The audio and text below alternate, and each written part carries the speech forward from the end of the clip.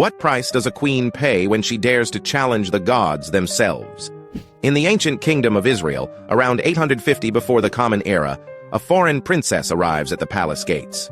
Jezebel, daughter of the Phoenician king, brings with her exotic beauty, political cunning, and devotion to gods that aren't welcome in this land. She marries King Ahab, and suddenly, the balance of power shifts in ways no one anticipates. Jezebel doesn't simply become a decorative queen. She transforms into the true power behind the throne, wielding influence that reshapes the spiritual landscape of an entire nation. While Ahab rules in name, she rules in practice, her whispered counsel steering the kingdom toward her vision of religious pluralism. She establishes temples to Baal and Asherah, importing hundreds of prophets from her homeland. The traditional prophets of Yahweh watch in horror as their influence crumbles. But Jezebel doesn't stop at building altars. She actively hunts down those who oppose her religious revolution. The prophets of Yahweh become her targets. She orders their execution, forcing survivors into hiding, living in caves and ravines. 100 prophets are hidden away by a sympathetic official, fed bread and water in secret while Jezebel's soldiers search the countryside. Her most dangerous adversary emerges from the wilderness.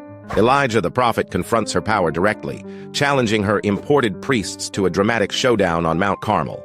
When her prophets fail and are subsequently executed, Jezebel's fury knows no bounds. She sends Elijah a chilling message, promising his death within 24 hours. Even the mighty prophet flees for his life. Yet Jezebel's greatest miscalculation involves a vineyard. When a man named Naboth refuses to sell his ancestral land to Ahab, Jezebel orchestrates a conspiracy.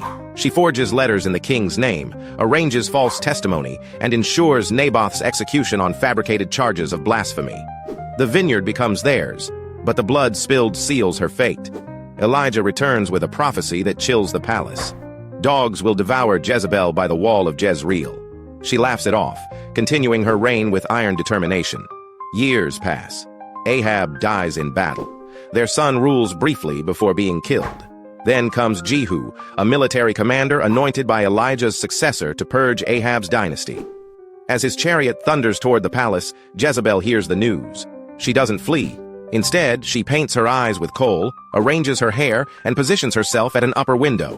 When Jehu arrives, she taunts him from above, her voice dripping with contempt. He calls to her attendants, asking who stands with him. They respond by throwing their queen from the window. Her body hits the ground, and Jehu's horses trample her beneath their hooves. Jezebel's name becomes synonymous with dangerous feminine power and religious transgression. Yet her story reveals a woman who refused to be silent, who challenged established authority, and who paid the ultimate price for wielding power in a world unprepared for her ambition.